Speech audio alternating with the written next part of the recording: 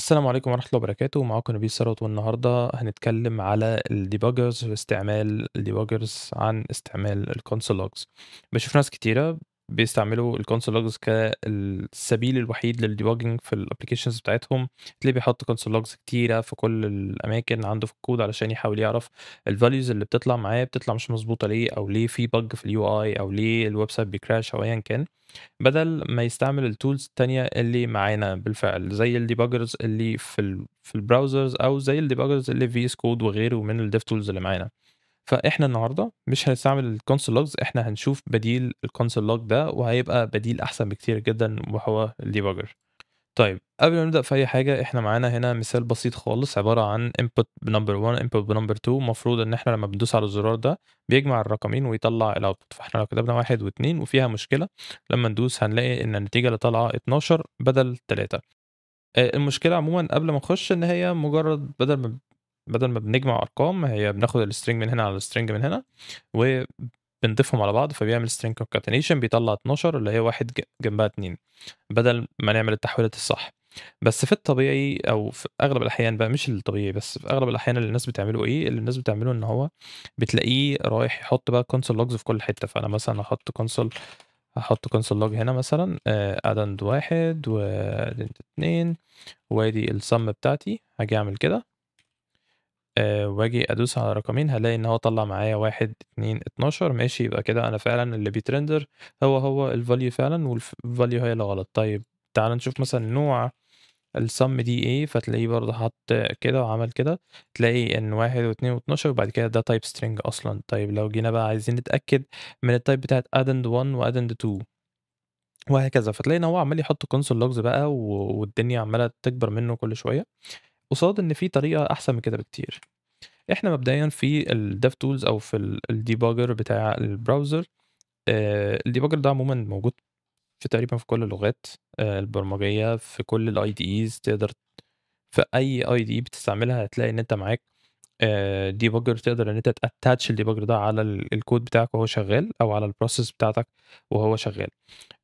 باختلاف المسميات، أغلب الحاجات اللي معمولة بchromium سواء chrome أو edge أو غيره من البراوزرز هتلاقي إن اسمها sources، الtab اسمها sources، بتخش بتلاقي الفايلات جواها.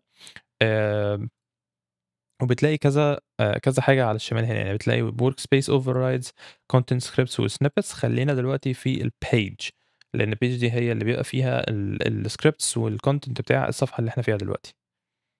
طيب إحنا عندنا بقى الpage بتاعتنا اللي هي لو بصينا على الelements دي الHTML بتاعنا، هنلاقي إن أنا ملينك الmain.js ده. فلمّا أروح على الsources هالاقي الindex بتاعي اللي هو الHTML، وهالاقي الmain.js بتاعي هنا برضه. لمّا نقفل ده كده تقدر إن أنت تtoggle الsidebar بالbuttons دي، هتلاقي بقى الكود بتاع الscript قدّامك، نقدر إن إحنا نعدّل فيه براحتنا.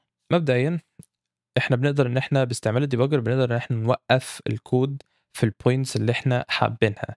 يعني إيه؟ يعني إن إحنا الprocess بتاعتنا شغالة، بدل ما الكود بيكمّل لحد ما يخلّص، لأ ممكن نقول له إن هو يُقف أو يpause في حتّة معيّنة في الكود أو على line معيّن، دي بيبقى اسمها break points. والbreak points منها أنواع كتيرة جدًا في الweb debugging تحديدًا. هتلاقي مثلًا حاجات زي الXHR أو fetch ده اللي هو بيخلّي الكود يُقف عند request معيّنة معمولة. هتلاقي برضه الDOM break points، الDOM break points دي بتقدر إن أنت من خلال الelements tab مثلًا إن أنت تhighlight أنا عايز أbreak لمّا حاجة تعدّل في الbutton بتاعي ده مثلًا. فأنا ممكن أعمل هنا هتلاقي break on، هتلاقي subtree modification أو attribute modification أو node removal. يعني لو حاجة هتشيل الbutton ده، أو حاجة هتغيّر الattributes بتاعته، أو حاجة هتضيف أو تشيل منه children. فدول 3 حاجات ممكن نعملهم بيتربطوا مع الDOM break points. عندك برضه global listeners، دي الحاجات اللي هي الlisteners اللي attached على الwindow object والdocument object.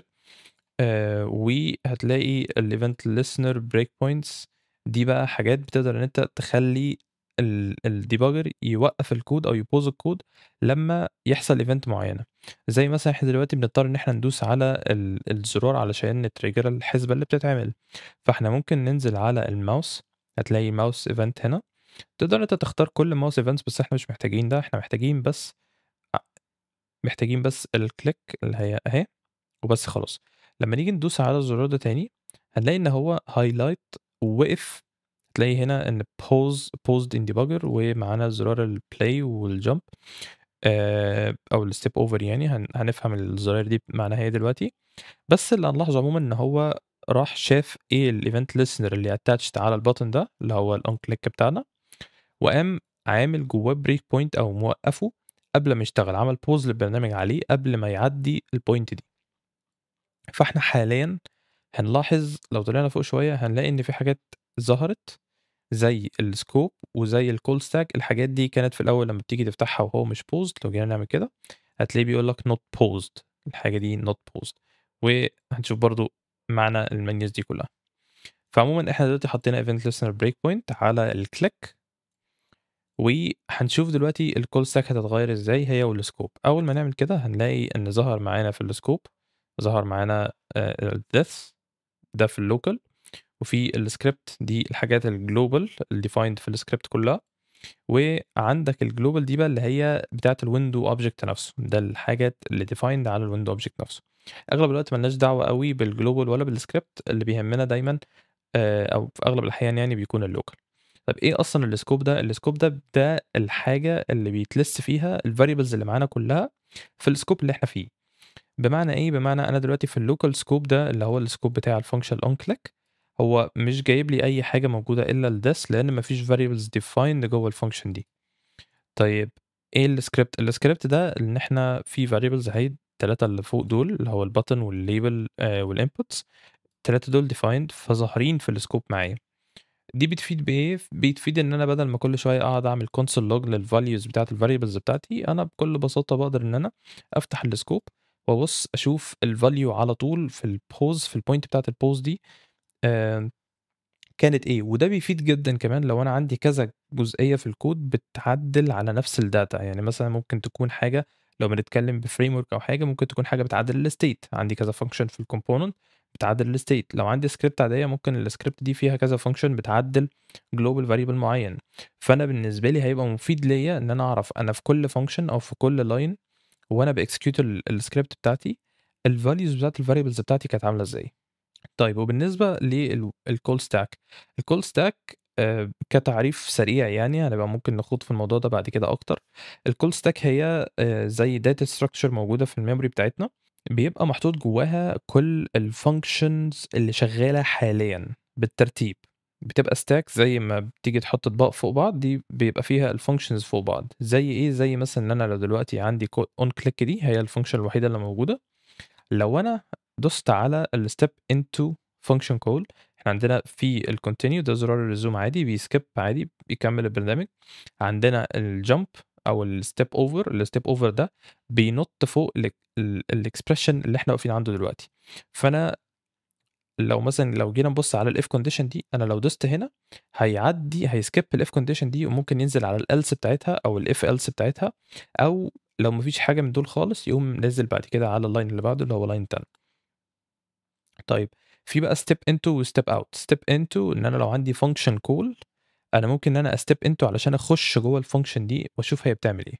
فده اللي إحنا هنعمله دلوقتي. أنا عندي الon click بتعمل if condition، والif condition ده عبارة عن إن هو بيcall الif is inputs أو inputs are empty علشان يعرف الinputs دي فاضية والّا لأ.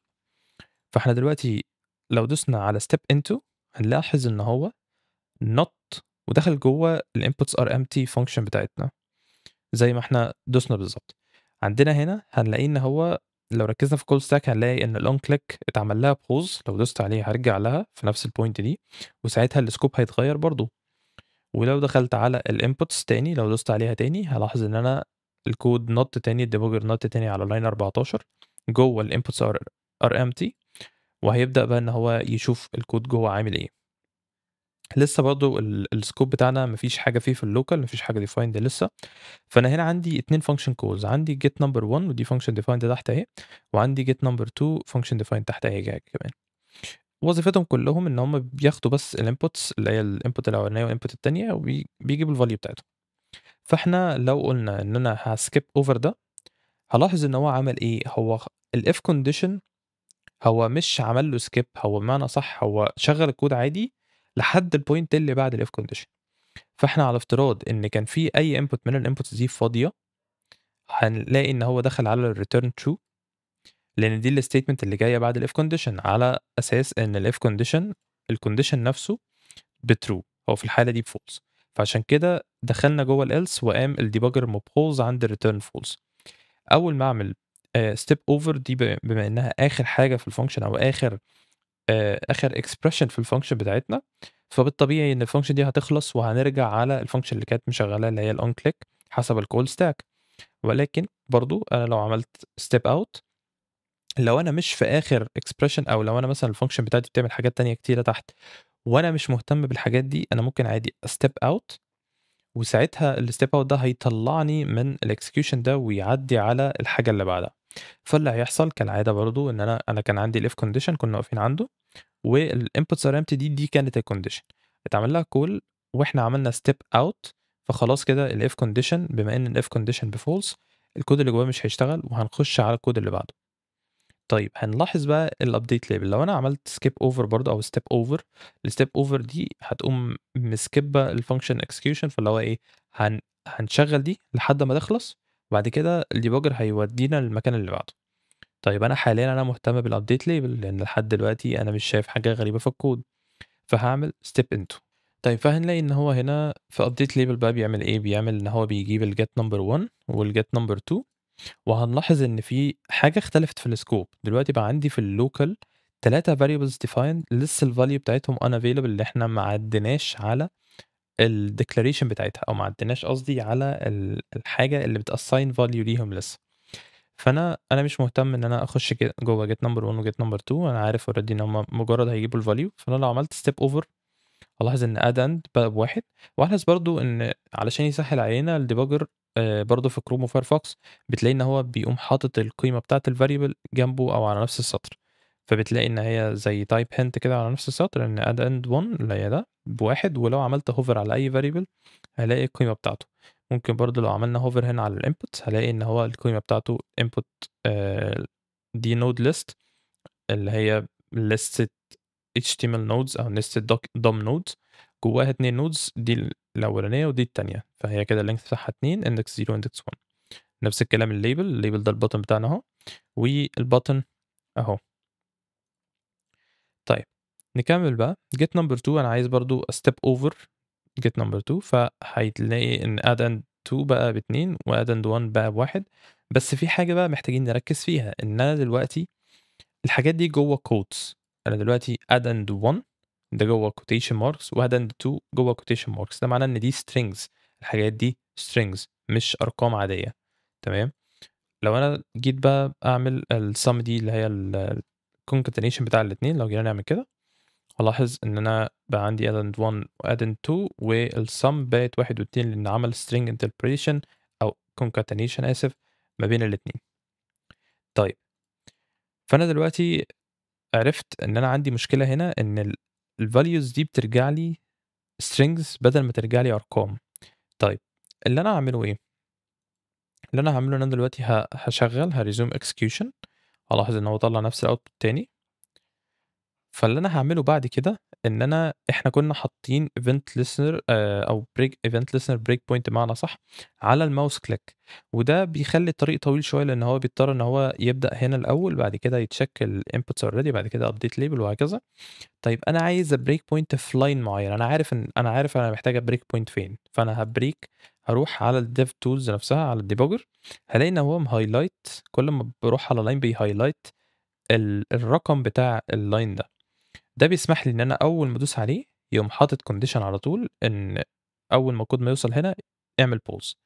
فأنا دلوقتي هاشيل الevent listener break point اللي إحنا حاطينها بتاعة الmouse، هاقفل دي خالص وهاعمل add، هالاقي إن الكود jump على طول جاب 1 و2 خلاص، ودلوقتي إحنا واقفين على الadd end 1 والadd end 2 أول ما أعمل كده تمام. طيب أنا عايز أخلّيها على سطر 26، وأنا عايز ممكن أعمل بقى conditional break points. الconditional break points دي بادّيها condition باقول له إن أنا عايزك تبريك في حالة واحدة فقط، الحالة دي اللي هي الcondition بتاعي. ده على عكس الbreak point التانية اللي من النوع التاني اللي هي بتبريك على طول regardless إيه الstate بتاعة الكود وregardless أنت حاطط condition والّا لأ، لإن هي ما لهاش condition فعليًا، أنا لو عملت كده ما فيش condition. طيب ممكن remove، ممكن أعمل add conditional على طول من برّه، تمام، وأعمل كده، وهالاقي إن أنا عندي بقى ممكن أحدد condition معيّن، فأنا ممكن أقول له لو واحد لو مثلًا addend 1 بيساوي string 1 وهاعمل كده، أول ما آجي add هالاقي إن هو break point فعلًا، هو break فعلًا الكود بتاعي على السطر ده لمّا addend بقى ب1. طيب لو كان ب2، لو أنا عملت 2 كده وعملت add number هالاقيه ما عملش break. ده ليه؟ لإن الbreak point بتاعتي أنا عامل الcondition بتاعها addend 1 يساوي 1. طيب خلّينا نحط break point عادية بقى ونرجع لل1 وال2 بتاعتنا، هنيجي نعمل add هنلاحظ إن الsum بتاعتنا طالعة ب12. فاللي أنا هاعمله بعد كده إن أنا هاقوم عامل number هwrap الحاجات دي كده فيها، عشان أحوّل الرقمين دول لمّا بييجوا لي من string لnumber، وبعد كده هاشغّل الكود تاني. أول ما أشغّل الكود تاني نسيت أsave، نعمل كده أرجع، أول ما أsave وأعمل add number 1 وadd number 2 هالاقي إن دلوقتي الsum بقت 3 صح، قبل ما حتى ما الsum دي تروح للضم نفسها، قبل ما يحصل الupdate ده. أنا لقيت إن أنا دلوقتي حتى في الDevTools أنا عندي القيمة direct على طول أهي 1 بدل ما كانت string quotation 1 و2 بدل ما كانت quotation 2 وهكذا. وبالتالي لمّا عملت الadd عملية الجمع بتاعتي طلّعت معايا الsum 3 مضبوطة. فده كان ده كده استعمال الdebugger أغلب يعني 80% من الوقت، إحنا أغلب الوقت ما بنضطرش إن إحنا نbreak مثلًا على DOM changes معيّنة أو نbreak على fetch requests معيّنة، أغلب الوقت بنحتاج إن إحنا أنا بادوس على زرار بيحصل action فبتلاقي البرنامج بيbreak أو الfunction مثلًا بتطلّع value مش مضبوطة وهكذا. فبنلاقي إن إحنا يعني أغلب الوقت اعتمادنا بيكون على الbreak points سواء conditional أو لأ، بيكون على الscope والcall stack بحيث إن أنا أبقى عارف أنا البرنامج بتاعي مشي إزاي. لو عملنا هنا مثلًا تاني، هالاقي إن أنا الcall stack بتاعتي دلوقتي إن update label دي اتعمل لها call لو بيتعمل لها call مثلًا في كذا function، تمام، لو بيحصل إن كذا function في الكود بتاعي بيكون نفس الfunction دي، فأنا ده ممكن يصعّب عليّا الdebugging بالconsole log لإن أنا ساعتها مش عارف هو أنهي function اللي عملت كل update label دي، وبالتالي هاضطر إن أنا أروح لكل function فيهم وأحط الconsole log بتاعتي. على عكس الcall stack هنا، أنا الcall stack هنا قال لي أهو إن update label دي جاية من الonClick call على سطر 10، فأنا لو دوست عليها أصلًا هيقوم مطلّعني عليها على طول، وهيورّيني الstate الscope بتاعها كان عامل إزاي. في برضه اللي هي لِستة الbreak points دي أهي، هالاقي إن أنا عندي كل الفايلات اللي عندي متلِستة والbreak points، أقدر إن أنا أعدِّل الbreak point، ممكن أحط لها condition أو إن أنا مجرد بس إن أنا أدوس عليها هيوديني ليها للسطر بتاعها، وأقدر إن أنا أtoggle الbreak point دي أو إن أنا أtoggle الbreak points بتاعة الفايل كله، أو إن أنا أمسحها، أعمل كده مسحتها، تمام، وهكذا. في حاجة كمان ألا وهي الwatch expressions. الwatch expressions من ضمن أحسن الحاجات برضه اللي بتسهِّل علينا جدًا، لإن إحنا أحيانًا كتيرة جدًا بنحتاجها، أنا شخصيًا باحتاجها كتير جدًا. لو افترضنا إن أنا عندي كذا value متغيّرة والvalues دي أنا محتاج أشوف الvalue مثلًا عملية أو نتيجة عمليةٍ ما بتحصل على الvalues دي. على سبيل المثال لو إحنا كنا الnumber ده والnumber ده لو سِبناهم كده ماشي، هارجّعها إن هي تبقى strings على طول، وهاحط نفس الbreak point بتاعتي. أول ما أعمل add هالاقي إن أنا برضه رجعنا addend 1 وaddend 2، بس أنا ممكن أعمل حاجة تانية بقى إن أنا أwatch الexpression ده.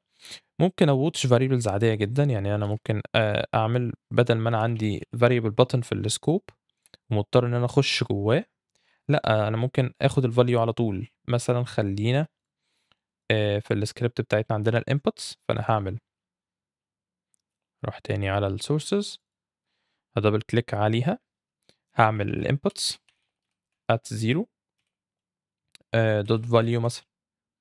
أول ما أعمل كده هالاحظ إن هو بيevaluate الexpression اللي أنا كاتبه وبيرجّع لي الresult بتاعته. فأنا ممكن أعمل حاجة كمان إن أنا طيب قُل لي بقى type of addend 1 ده إيه؟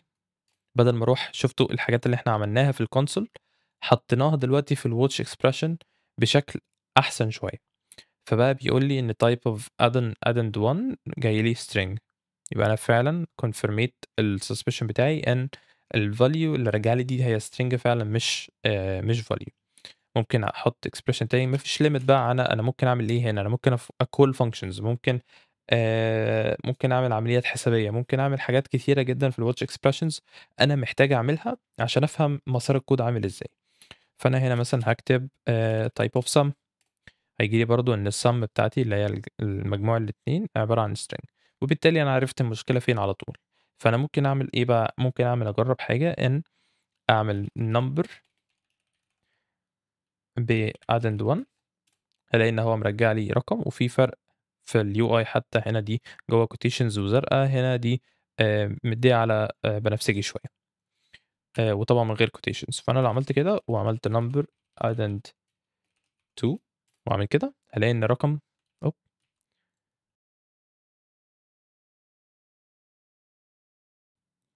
هيطلّع لي الرقم ب3. فأنا مش مضطر إن أنا دلوقتي أكتب console logs، مش مضطر إن أنا أفتح الconsole وأقعد أجرّب فيها الكود اللي أنا عايز أعمله ده، وأبعد عن الكود بتاعي. لأ، أنا كل اللي أنا أقدر أعمله أو كل اللي أنا حابب أعمله، أقدر أعمله بكل سهولة من جوّه الwatch expressions بتاعتي ومن جوّه الbreak points بتاعتي. طيب في حاجتين كمان يعني حاجتين كمان أخيرة كده سريعة. إن الbreak points إحنا بنقدر إن إحنا نbreak on uncaught exceptions وbreak on caught exceptions. بمعنى إيه؟ بمعنى إن إحنا لو شِلنا دلوقتي الbreak points دي وخلّينا الfunction دي بتthrow new error عادي جدًا، random مثلًا، أيًا كان random error.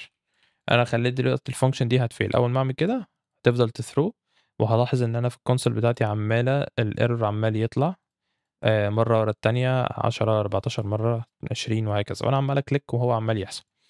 آمم من الحاجات الجميلة برضه في الdev tools إن أنا لمّا بيحصل error أنا بادوس عليه، بادوس على الsource بتاع الerror في الstack trace اللي طالعة، بيودّيني على المشكلة على طول. طيب هل في حاجة أحسن من كده شوية؟ في طبعًا حاجة أحسن من كده، إن أنا أpause on uncaught exceptions. ده معناه إن أنا هيحصل إن الdebugger هيعمل pause أو هيعمل break للكود بتاعي أول ما يلاقي إن في error حاصل مش محطوط جوّه try catch أو مش معمول له dot catch مثلًا لو بنتكلم على fetch error وهكذا. فهالاحظ إن أنا أول ما دوست كده، بدل ما يلوج للconsole إن في error حصل، لأ، عمل إيه، قام عامل pause للبرنامج على الthrow new error اللي هي الحتة اللي بتgenerate الerror نفسه، وطبعًا ادّاني الwatch expressions بتاعتي الvalues بتاعتها عاملة إزاي، ادّاني الscope access على الscope. فأنا دلوقتي قادر إن أنا debug بسهولة أكتر، وادّاني برضه الcall stack أنا لو عايز أعرف الكود ده مشي على مسار إيه بالضبط. فدي حاجات جميلة جدًا بتساعدنا إن إحنا نعرف برضه إيه اللي بيحصل علشان يحصل عندنا errors في الكود بتاعنا. أنا دلوقتي لو عندي watch expressions هاقدر من خلالها أعرف الvalues بتاعة النتايج العمليات اللي معايا. وفي الlocal scope أنا كده معايا الحاجات دي، وطبعًا في الexception كمان أهو اللي بيحصل. وبس. في برضه uncaught exceptions بقى اللي هي لو أنا عامل try catch مثلًا وهاحرّك الerror ده جواها، وهاحط هنا console.log. أنا مش عارف أكتب بالerror.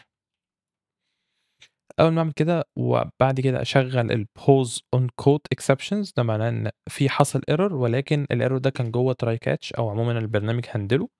فلمّا آجي أعمل add كده، هالاحظ إن هو برضه راح على الerror اللي كان جوّه الtry catch. فأنا مثلًا لو حابب أعرف هو الerror حصل ليه قبل الerror handling logic بتاعي ما يkick in أو قبل ما يهندله، ممكن أستعمل الpause on caught exceptions دي. آمم، في حاجة أخيرة ألا وهي الbreak points، أو اللي هي الdeactivate break points. deactivate break points بكل بساطة إن أنا لو عندي break points كتيرة في الapp بتاعي وأنا عايز أعمل لهم disable، اللي هو أنا عايز بس مش عايزهم يبريكوا دلوقتي أو مش عايزهم إن هم يتريجروا دلوقتي. فأنا لو افترضنا إن أنا عندي واحدة هنا وواحدة هنا وواحدة هنا، وعندي هنا على التلاتات دول وأيًا كان يعني، فأنا عندي break points كتيرة جدًا. ممكن أعدّي واحدة، واحدة، أقعد أdisable فيهم. بس لو أنا عندي كذا file وعندي كذا break point جوّه كل file، دي هتبقى process رخمة جدًا، وأنا حاليًا أنا مش عايز الApp يبريك خالص، مثلًا باجرّب أو حاجة. فاللي أنا هاعمله إن أنا هاشغّل زرار deactivate break points، وده هيdeactivate كل الbreak points بتاعتنا. وأول ما أعمل start، مهما عملت ما فيش أي حاجة في الكود أنا عمّال أكليك دلوقتي أهو، مهما عملت ما فيش حاجة هتبريك في الكود بتاعي خالص. أول ما أشيلها وأدوس هيقوم مبريك على طول. ممكن أعملها تاني وأقوم skip بحيث إن هو خلاص كده مش هيبوظ بعد الskip اللي أنا عملتها.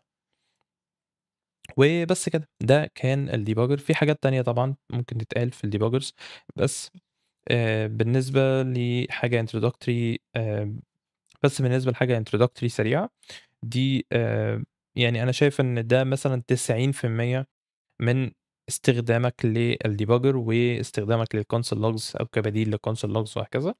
وأتمنى إن الناس تبدأ إن هي تستعمل الtools دي أكتر، لإن هي فعلًا بتسهّل عليك وقت ومجهود، وبتسهّل عليك وجع دماغ، لإن أنت بدل ما تبقى فاكر تقعد تفتكر الvariable في دماغك بكام والّا الvalue بتاعته إيه بالضبط والfunction إيه اللي اشتغلت وما اشتغلتش وهكذا.